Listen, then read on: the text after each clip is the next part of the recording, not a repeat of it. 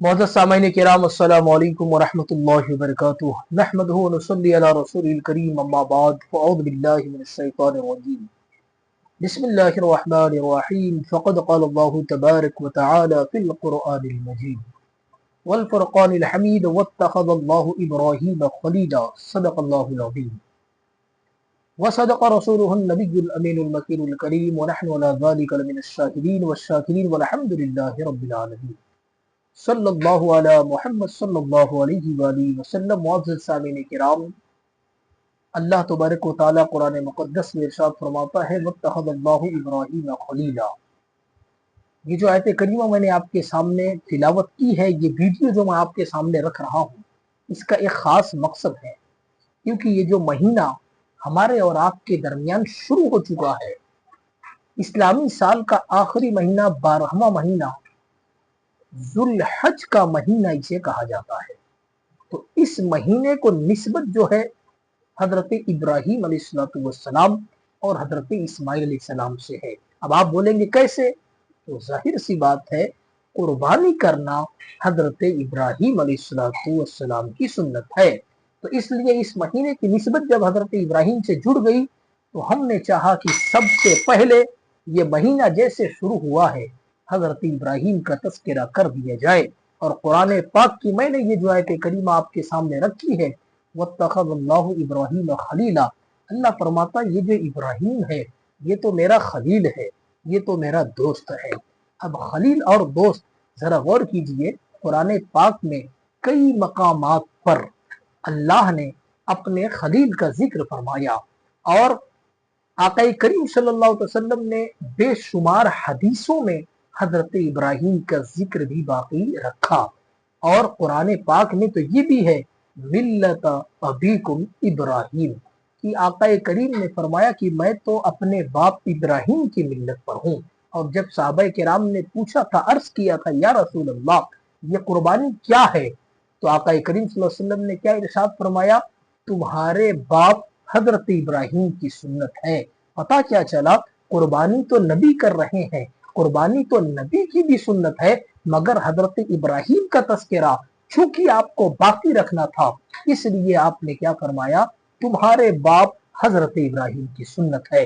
पता क्या चला, इब्राहीम अलैहिस्सलाम जो हैं अल्लाह के खलील हैं, अल्लाह के दोस्त हैं, और अल्लाह ने उनका तस्करा कुरान में बाकी रखा और नबी ने हदीसों में हजरत इब्राहीम का तस्करा बाकी रखा। और ये भी सुनते चले, अल्लाह के नबी सरवरे कायनात सल्लल्लाहु अलैहि वसल्लम ने इरशाद फरमाया कि मैं तो दुनिया में अपने बाप हजरत इब्राहीम की दुआ बनकर इस दुनिया में तशरीफ लाया हूँ। सुबहान अल्लाह, ये कितनी प्यारी बात है। एक बंदा जो नबी है वो काबे की तामीर कर रहा है, एक बंदा जो उनका बेटा है वो भी नबी है, वो उन्हें ईंटें उठा उठा कर दे रहा है। अल्लाह अकबर कबीरा। जब खाना काबा की तामीर मुकम्मल हो गई, तब हजरत इब्राहीम ने एक जगह पर खड़े होकर दुआ मांगा था, क्या, रब्बना वबअथ फीहिम रसूला, ऐ अल्लाह काबा तो बन गया, तेरा घर तो बन गया, अब इसे आबाद करने वाला आखिरी नबी भी मेरे नस्ल से ही इस दुनिया में भेजना। सुबहान अल्लाह, सुबहान अल्लाह। यही वो बातें हैं जिसकी वजह से सारी जिंदगी आका करीम सल्लल्लाहु ताला अलैहि वसल्लम अपने बाप हजरत इब्राहीम का तस्करा किया करते थे और हदीसों में उनका तस्करा बाकी किया करते थे। खैर, वीडियो बहुत लंबा ना हो, सीरत इब्राहीम पर हमें गुफ्तगू करना है, तो जरा गौर से सुनते चलिएगा। और वीडियो पसंद आए तो लाइक और दोस्तों में शेयर जरूर करते चले, क्योंकि अच्छी बात सुनना और आगे पहुंचाना ये तो सदक़े जारिया है। दोस्तों के लिए तो हम बहुत कुछ करते हैं, मगर कुछ अच्छी बातें भी दोस्तों तक अपने जरूर पहुंचा दे। बाबुल एक शहर है, वहीं उसी के करीब हजरत इब्राहीम अलैहिस्सलाम पैदा होते हैं। आप जिस घर में पैदा होते हैं, आपके वालिद का नाम तारक था और वो अहले तौहीद थे। आपके चचा जो थे, वही क़ाल इब्राहीम लिअबीही आज़र, कुरान में आज़र कहा गया, और आज़र तफसीर में जो हमने पढ़ा तो हमें मालूम पड़ा ये हजरत इब्राहीम के चचा थे और वो बुत परस्त थे। बचपन ही से घर का माहौल जो है इधर उधर तहस नहस था, बुत परस्ती आम थी और बुतों का कारोबार था हजरत इब्राहीम के यहाँ।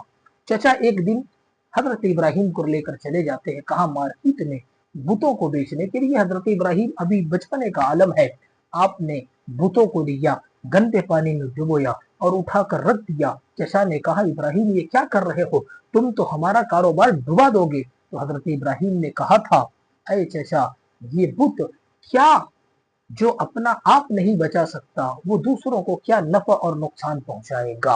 हजरत इब्राहिम के चचा कहते हैं, ऐसा तो तुम कारोबार डुबा दोगे। कहा, ठीक है, आज हम कहते हैं ना कि हमें दुनिया को बदलने की जरूरत है, मोहल्ले को बदलने की जरूरत है, समाज और इलाके को बदलने की जरूरत है, मगर हमें समझना पड़ेगा। हजरत इब्राहिम अलैहिस्सलाम जब बदलने के लिए निकलते हैं ना, तो सबसे पहले आपने अपने घर से इस चीज की शुरुआत की। गलत रस्म और रिवाज जो आपके घर में पाए जाते थे, चचा के बुतों के बनाए हुए वसूल जो थे, आप सबसे पहले उनसे लड़ते हैं। उनसे लड़ने के बाद आप एमपी, एमएलए, वजीर, मुशीर इनसे नहीं लड़ते, पहले घर में लड़े, घर के माहौल से लड़े और घर के बनाए हुए जाहिलियत के वसूलों से लड़े। और फिर उसके बाद हजरत इब्राहिम सीधा वक्त का बादशाह नमरूद जिसका नाम था, दूसरा इस दुनिया में उस वक्त में कोई बादशाह न था, उस बादशाह के सामने जाकर खड़े हो गए और कहा कि तू खुदाई का दावा करता है, झूठा है तू। इस कायनात को चलाने वाला, हमें और आपको पैदा करने वाला सिर्फ एक रब है और वही सच्चा रब है, तू झूठा है। जाकर वक्त के बादशाह के सामने, और सही हदीस का जुमला आका करीम सल्लल्लाहु अलैहि वसल्लम ने इरशाद फरमाया कि सबसे बड़ा जिहाद ये है कि कोई जालिम बादशाह के सामने खड़े होकर हक बात बयान कर दे, ये सबसे बड़ा जिहाद है। और हजरत इब्राहिम क्या कर रहे हैं, घर के वसूलों से तो लड़ा ही, वक्त के बादशाह के सामने जाकर खड़े हो गए और हक बात कह दी, मतलब क्या, उससे भी जिहाद कर रहे हैं। बात यहां नहीं रुकी, उसने कहा कि मैं रब हूं। हजरत इब्राहिम ने कहा, मेरा रब जो तन्हा कायनात को चलाने वाला, तो झूठा है, खुदाई का दावा कर रहा है। हजरत इब्राहिम ने कहा, मेरा रब पूरब से सूरज को निकाल कर पश्चिम में डुबाता है, अगर तू रब है तो पश्चिम से निकाल कर पूरब में डुबा दे। फबुहित अल्लज़ी कफर, तो काफिर लाजवाब हो गया। मेरा रब वो है जो लोगों को जिंदगी और मौत देता है। तो इसने क्या किया, नमरूद जाहिल शख्स था, बादशाह, एक शख्स जिसको कल फांसी होने वाली थी बुलाया और उसे छोड़ दिया, कहा मैंने इसको जिंदा कर दिया।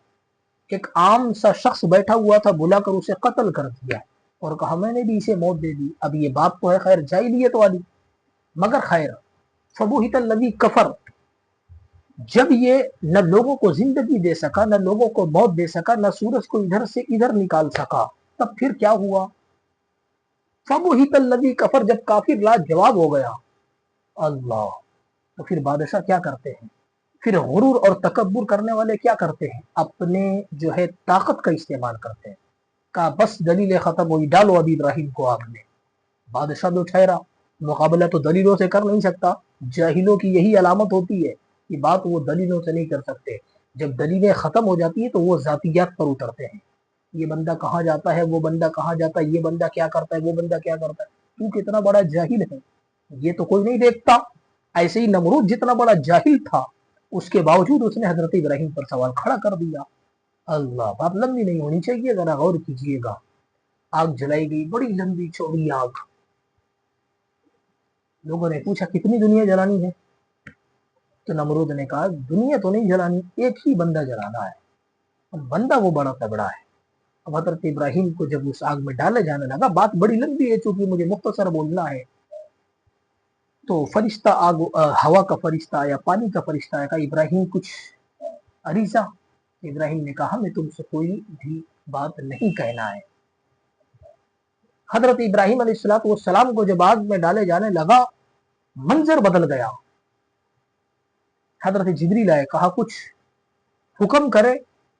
कहा हुक्म क्या करे, अल्लाह तबारक व तआला अगर मुझे जलाने पर राजी है तो इब्राहिम भी उसकी रजा पर राजी है। सुभान अल्लाह, इतनी बड़ी बात इब्राहिम अलैहिस्सलाम ने कह दी कि अगर रब को नहीं पता कि इब्राहिम उसका जल रहा है, मैं क्या तुमसे जिब्रील मदद तलब करूं। अगर रब को पता है कि इब्राहिम जल रहा है और रब उस चीज पर राजी है, तो इब्राहिम भी जलने पर राजी है। वत्तखज़ल्लाहु इब्राहिम खलीला, इसी को तो कहते हैं कि इब्राहिम अल्लाह का खलील है। और दोस्त जो होता है, अपने यार के किसी भी काम पर एतराज नहीं करता। सुबहान अल्लाह। बाबुल से अब निकल गए मिस्र की तरफ, وہاں پر آپ کا نکاح ہوا حضرت سارا سے، اور پھر تھوڑا آگے بڑے ایک بادشاہ سے اور ٹکرائے، باندی کو آزاد کروایا، ان کا نام حضرت ہاجرہ تھا۔ اب یہ لوگ پہنچے کہاں؟ فلسطین کی سرزمین پر۔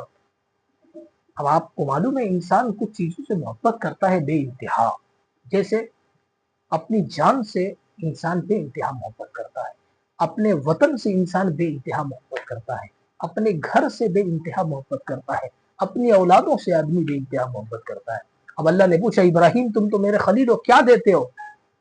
تو حضرت ابراہیم نے کہا یا اے پروردگار عالم، میں اپنا وطن بھی تیرے لیے قربان کرتا ہوں، اپنی جان بھی، اپنی اولاد بھی، اپنی نسلیں بھی تیرے لیے قربان کرتا ہوں۔ یہی تو یار کی بات ہوتی ہے۔ سبحان اللہ۔ فلسطین، حضرت ابراہیم علیہ السلام نے جب بچوں کو روتے ہوئے دیکھا، کچھ بچوں کو، تو یہ دعا کی اے پروردگار عالم رب هب لی من الصالحین، مجھے بھی نیک اور صالح اولاد عطا فرما۔ اولاد بڑی پیاری چیز ہے۔ تو اللہ تبارک و تعالی نے، دیکھیں کتنی کمال کی بات ہے، حضرت سارا سے پہلے نکاح ہوا، انہیں اولاد نہیں ہو رہی تھی، تو حضرت سارا نے کہا کہ اے ابراہیم، اے ہمارے شوہر نامدار، ایسا کرو کہ مجھ سے تو اولاد نہیں ہو رہی ہے، میرے جسم سے، بطن سے تو اولاد نہیں ہو رہی ہے، تم ایک کام کرو، حضرت ہاجرہ سے نکاح کرو۔ حضرت ابراہیم نے حضرت ہاجرہ سے نکاح فرمایا، تو اللہ تبارک و تعالیٰ نے ایک بڑا ہی پیارا خوبصورت بچہ عطا فرمایا۔ بچہ کالا بھی ہو تو بڑا پیارا ہوتا ہے، مگر جس کے پیشانی میں نور مصطفیٰ چمک رہا ہو، اس کے حسن کا کوئی کیا اندازہ لگا سکتا ہے؟ سبحان اللہ۔ تو اب بچہ آ گیا، گھر وہی آباد ہوتا ہے جس میں بچے کھیلتے ہوں، چہچہاتے ہوں، مسکراتے ہوں۔ اللہ اکبر۔ جب بچہ حضرت ہاجرہ علیہ السلام کے بطن سے پیدا ہو گیا تو اٹھنا بیٹھنا بھی وہاں زیادہ، محبت بھی وہاں زیادہ۔ تو حضرت سارا نے کہا کہ لے کے جاؤ بواد غیر ذی زرع، ایسی جگہ پر لے جا کر چھوڑ دو۔ تو حضرت ابراہیم لے کر گئے، حضرت سارا کو وہاں پر چھوڑا۔ کہاں پر؟ فلسطین سے کہاں؟ مکے کے قریب لے جا کر وہاں چھوڑ دیا۔ تھوڑی سی کھجور اور مچھلی زیر میں پانی، کوئی بھی آبادی نہ تھی، کوئی بھی انسان وہاں موجود نہ تھا، ایسی جگہ پر لے جا کر چھوڑ دیا۔ پلٹ کر جانے لگے تو عورت نے پوچھا کس کے بولنے پر یہاں چھوڑ کر جا رہے ہو، کس کے بھروسے پر؟ تو کہا ابراہیم جو تمہیں یہاں چھوڑ کر جا رہا ہے اللہ تبارک و تعالیٰ کے بھروسے پر۔ تو حضرت ہاجرہ فرماتی ہیں اللہ تبارک و تعالیٰ ہمیں کبھی بھی ضائع نہیں فرمائے گا۔ سبحان اللہ۔ اب تقریباً 13 یا 14 سال تک حضرت ہاجرہ وہاں پر رہی ہیں، اپنے بیٹے کو لے کر، حضرت اسماعیل علیہ السلام کو لے کر۔ 13 سال کیا تربیت فرمائی آپ نے! سبحان اللہ۔ ماؤں کی تربیت بڑی چیز ہوتی ہے۔